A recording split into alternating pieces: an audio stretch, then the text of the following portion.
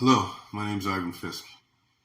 I'm otherwise known as Tokyo Joe Fisk, and welcome to the Excellent Addict. Since this is an initial introduction, let me share a bit of personal information, indisposable background, if you will, about who I am, so you'll understand why it's important as we move forward. I am 60 years old, formerly undereducated, multi-time convicted felon, clinically diagnosed with a mental health disorder, clinically diagnosed long-term, level 4, polysubstance dependent. What I am not is your therapist or your counselor or even your sponsor. You can think of me as a survivor, a coach, or an advocate sharing with you the trauma that I suffered growing up with the purpose of instilling hope, true and honest hope within you as it has been with me. The Excellent Addict is an illustration revealing what happened to me, all the years of abuse and neglect and abandonment that I suffered growing up. Add to that the traumatic events I witnessed, and you have a clear recipe for CPSD, a condition I'll define in episodes to follow.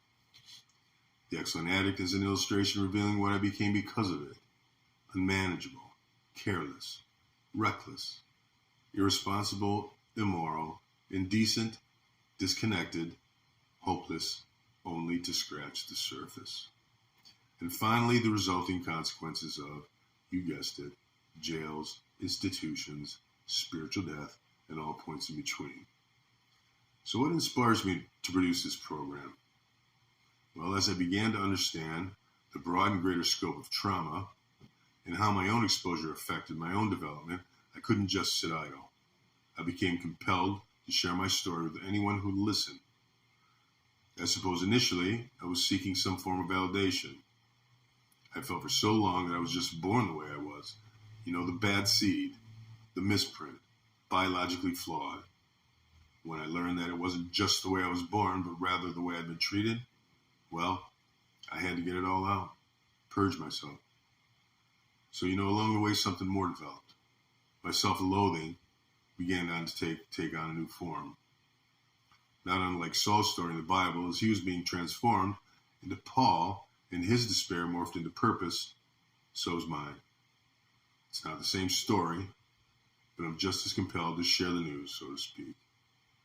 Paul had the Holy Spirit. I have empirical evidence. So don't get me wrong, it's not all about the science. Like I said, it's about the hope that it's instilled within me. That all the things that I was and all the things that I did were helped along the way by something that's outside of myself. That's the breakthrough I needed. I have empirical evidence, sure, but it's the hope that it brought me. That once I became aware of the dynamics, I could finally undo the biological stranglehold that had on me. That's what enabled me to begin to change. So score me if you want, but with my history, I'll wear it as a badge of honor. You can't come close to making me feel any worse than I caused myself to feel in the past. Anguish, despair, man, those were my middle name. So good luck with that. We'll talk a great deal about substance use disorder, specifically the trauma connection and how and where you can get help if you need. You'll learn a lot you never knew. You'll learn a lot you need to know. Most of all, you'll find hope. Real, lasting, and honest hope.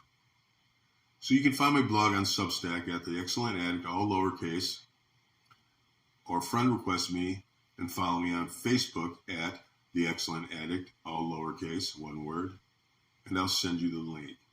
So join me here next time when we'll begin in earnest to help uncover the basis of our biology of biography and how early adverse experience affects our biopsychosocial development, whereas the whole ball of wax gets started. So until then, be safe and be smart.